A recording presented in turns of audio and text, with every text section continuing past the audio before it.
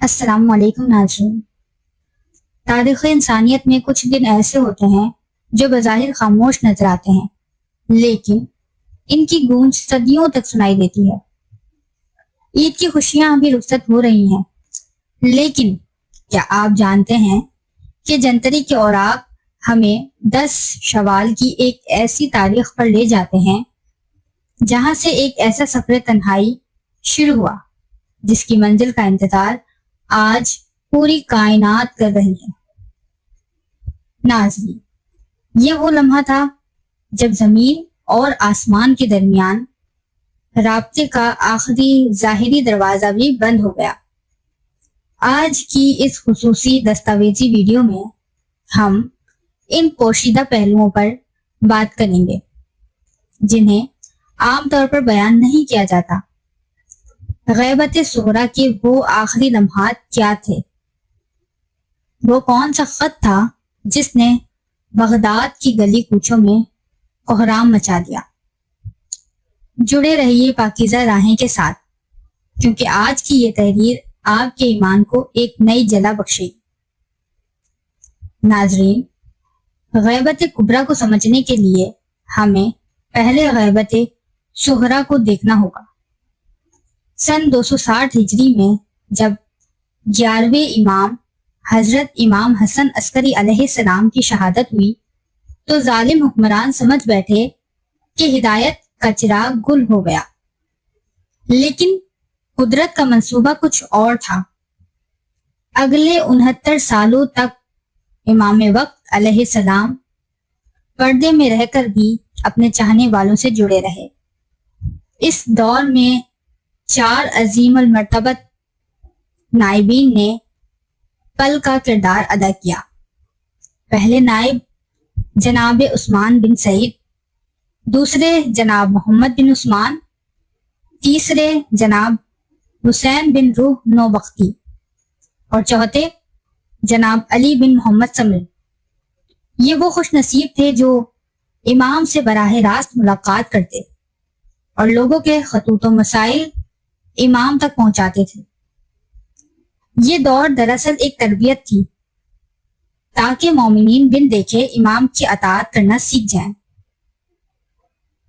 اب ہم تاریخ کے اس موڑ پر کھڑے ہیں جہاں سے سسپینس اور دکھ کا آغاز ہوتا ہے۔ تاریخ تھی 10 شوال سن 329 ہجری۔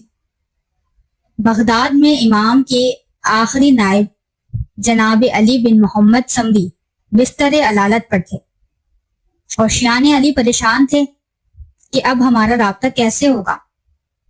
اسی دوران امام زمانہ علیہ السلام کی طرف سے ایک خط موصول ہوا۔ امام نے تحریر میں فرمایا، اے علی بن محمد، اللہ تمہارے بھائیوں کو تمہارے غم میں اجر عظیم دے۔ تم آج سے ٹھیک 6 دن بعد اس دنیا سے کوچ کر جاؤ گے۔ اب اپنا کام سمیٹ لو اور اپنے بعد کسی کو اپنا خاص نائب مقرر نہ کرنا، کیونکہ اب غیبت تامہ یعنی بڑی غیبت کا وقت آ گیا ہے۔ امام نے مزید لکھا کہ اب میرا ظہور صرف اللہ کے اذن سے ہوگا۔ جب لوگوں کے دل سخت ہو جائیں گے اور زمین ظلم و جور سے بھر جائے گی۔ یہ وہ آخری پیغام تھا جس نے نائبین کی آنکھوں میں آنسو لا دیے اور رابطے کا ظاہری سلسلہ ہمیشہ کے لیے ختم ہو گیا۔ ناظرین، یہاں ایک بڑا سوال پیدا ہوتا ہے کہ آخر اللہ نے اپنی آخری حجت کو اتنے طویل عرصے کے لیے پردے میں کیوں رکھا؟ اس کی چند اہم حکمتیں یہ ہیں۔ تاریخ گواہ ہے کہ پچھلے تمام اماموں کی دشمنوں نے شہید کیا۔ اللہ نے اپنی آخری نشانی کو اس وقت تک کے لیے بچا لیا جب تک دنیا ان کے عدل کو قبول کرنے کے لیے تیار نہ ہو جائے۔ غیبت کبریٰ مومنین کی ایمان کا سب سے بڑا ترازو ہے، جہاں یہ دیکھا جاتا ہے کہ کون بن دیکھے اپنے امام سے وفادار رہتا ہے۔ امام جب ظہور فرمائیں گے تو ان کی گردن پر کسی بھی ظالم حکمران کی بیعت کا بوجھ نہیں ہوگا۔ امام کا انقلاب ایک عالمی انقلاب ہوگا۔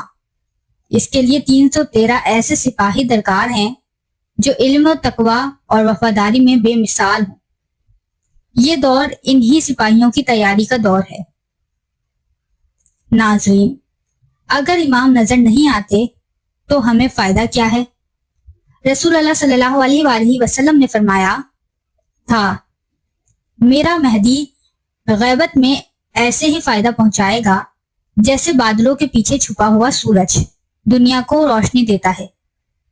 اگر سورج بادلوں میں چھپ جائے تو بھی اس کی تپش کائنات کا نظام چلاتی رہتی ہے۔ بالکل اسی طرح امام کی روحانیت پوری انسانیت کو سہارا دیے ہوئے ہے اور وہ بن مانگے ہماری مشکلیں حل فرماتے ہیں۔ غیبت کا مطلب یہ ہرگز نہیں کہ امام ہمیں بھول گئے ہیں۔ تاریخ کے یہ واقعات اس کا ثبوت ہے۔ علامہ ہلی جب وہ ایک پیچیدہ مسئلے میں پھنسے تو ایک اجنبی سوار نے آ کر پلک جھپکتے حل بتایا اور کہا، کیسے ممکن نہیں کہ امام سے ملا جائے جبکہ امام کا ہاتھ تمہارے ہاتھ میں ہے۔ جب ایک ظالم وزیر نے انار کے ذریعے سازش کی تو امام نے ایک بزرگ مومن کو بتایا کہ وہ انار مصنوعی ہے۔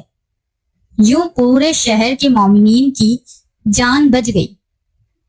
مقدس اردبیلی آپ نے رات کے سناٹے میں مسجد نبوی سے ایک نورانی ہستی کو نکلتے دیکھا جو خود امام وقت تھے، جنہوں نے آپ کے علمی سوال کا جواب دیا۔